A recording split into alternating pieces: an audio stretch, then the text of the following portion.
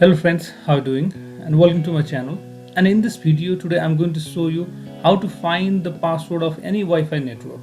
Okay, and this is the easiest way to find the Wi-Fi password as it requires no other softwares and it's quite simple. Okay, let's go to our topic.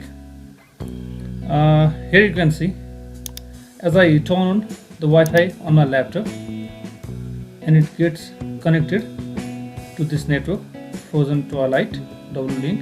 Okay, and I don't know its password. Okay, and if I want to know its password and I want to share this password with other friends, okay, I'm going to tell you how to find its password. Okay, and for this you have to right click here on this Wi-Fi icon and go to open network and internet settings,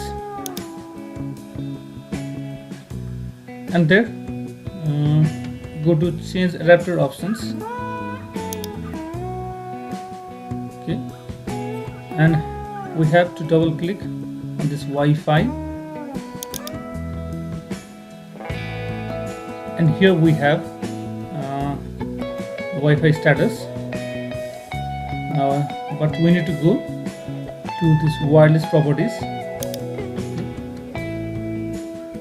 and under security you can see the security type, the encryption type, and the network security key.